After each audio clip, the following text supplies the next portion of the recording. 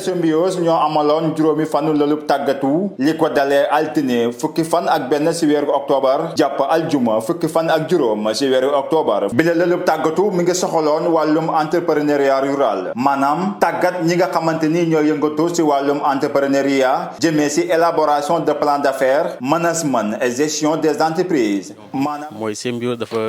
nekk une ONG boo xam ne day yëngatu ci développement local. day jàppale ñoo xamante ñoo féetee ci kaw gi pour ñu mën a gis seen bopp ci lu ñu liggéey dafa am projet bu mu laloon nag ñu tuddee ko PIDD mooy projet de promotion d'initiative de développement durable projet boobu dafa jël lu ñuy wax entrepreneuriat def ko muy lu am solo na foofu lañ mën a jaar pour soqali ci gox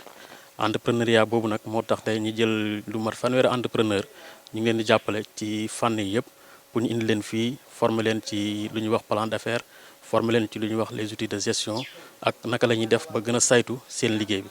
loolu daal moo sabablu formation boobu waaw. lu ñu xaati ñoom mooy bu ci njëkk ñu am benn formation sur les techniques d'élaboration de plan d'affaires mooy maanaam li ñuy tuddee plan d'affaires mooy téere bu nga xamante ni moo tënk seen yëngu-yëngu yëpp fii ak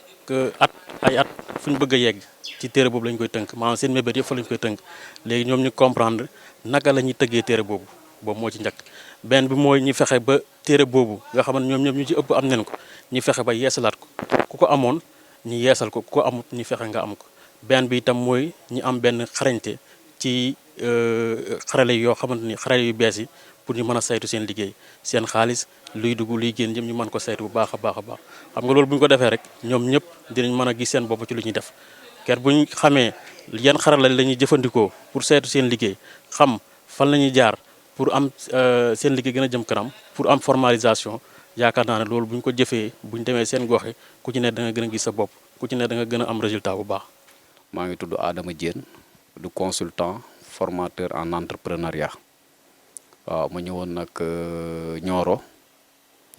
tànk yi fi moo fi indi woon mooy war a liggéey ak waa Symbiose mu nekk ONG boo xam ne day yëngatu su wàllu accompagnement des porteurs de projet mais des entrepreneurs également. mu ñëwoon si nag si benn renforcement de capacité mu regroupé woon 40 entrepreneurs maanaam ñeent fukki entrepreneur ku nekk yor entreprise am du ko doxal ba pare Symbiose du ko gunge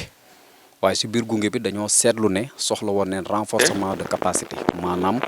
xam-xam boo xam ne dañ leen koy yokk si wàllum nu ñuy yoree seen entreprise si wàllum nu ñuy gérer seen entreprise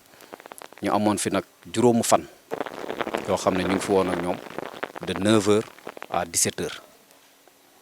ce premier jour bi ba ñëwee def nañ fi li nga xam ne nii mooy dynamique commerciale nag lu ko tënk mooy approvisionnement ak gestion des stocks approvisionnement bu ñu ko doon tekki ci olof day doon entreprise bi li nga xam ne nii ndugg bu mu war a dem ndugg ji moo xam ci jumtukaay moo xam ci matière première pour mun ko transformer wala pour mun ko def leneen pour jaay ko. gannaaw loolu aussi def nañ li ñuy naan gestion des stocks parce que ndugg boobu nga xam ne ndugg nga ko ba indi ko sa bërëbu liggéeykaay dafa am noo ko war a toppatooyee ba heure boo ko soxlaa mën ko utiliser comme ni nga ko bëggee def nañ fi li nga xam ne nii tamit mooy comptabilité parce que comptabilité dañuy faral di naan il faut nga am sa bac G wala nga dem ci université yu mag ya mën a jàng gestion mais soxlawul loolu yëpp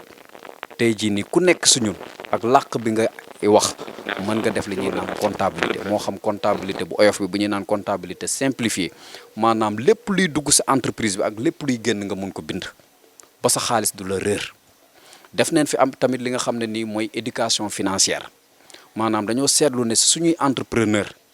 ay jàmbaar leen mën neen liggéey mais wàllu bu yor xaalis ak nañ koy yoree daa mos a doon problème ba li ñuy liggéey duñ ko gis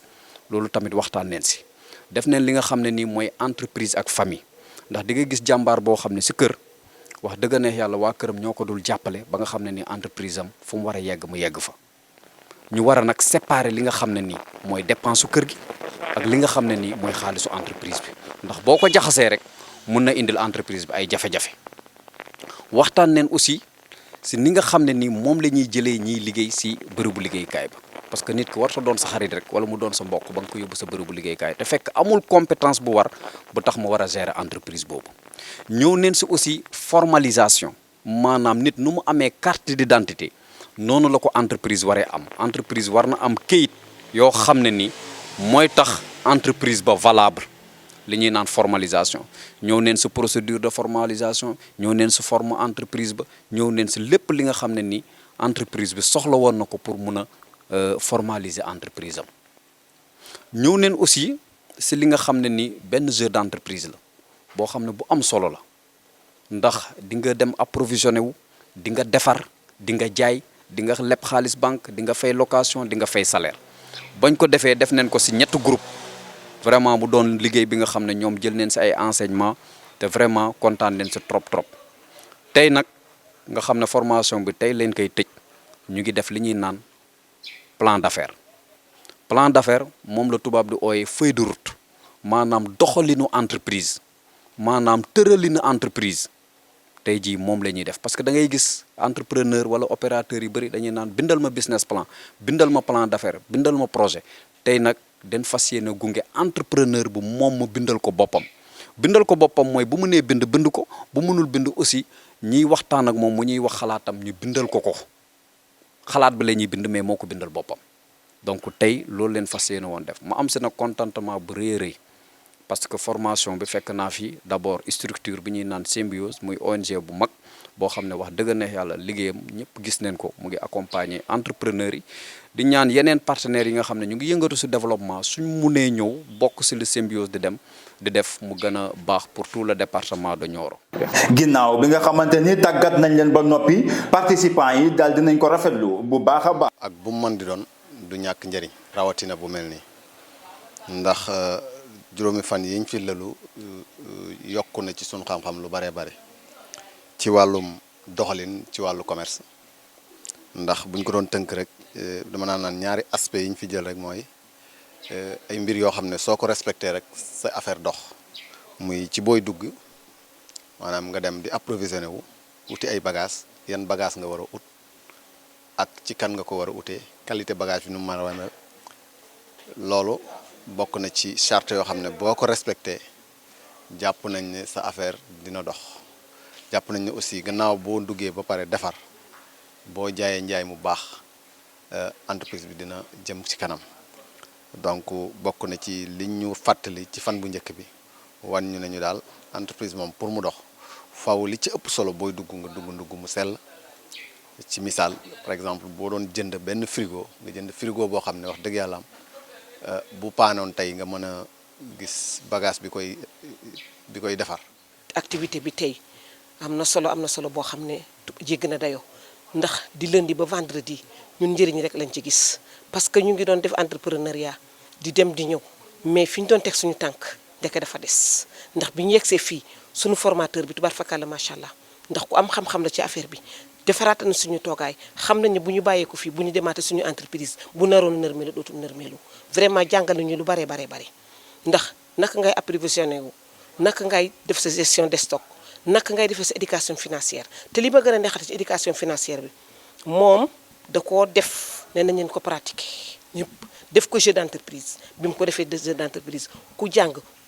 tubaab ku jàng wolof ku jàng tukulóor képp loo ci jàng wala muy sa kàllaama rek ba mu defee seen entreprise bi rek comprendre nga ne lii nii lay demee. mbégte laa ci am ak kontante ndax li ma jàng nii jàng naa defoon naa ay formation mais formation bii ma def tey dafa ma yombalal lépp ndax doxalin wi façon wu njàngale mi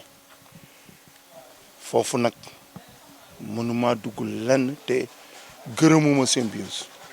ndax li ma defal tey bu ma xamee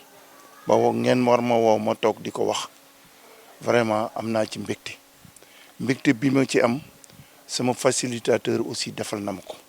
monsieur Diène kooku moom macha allah mention spéciale pourquoi parce que dafa ay mbiram moo yomb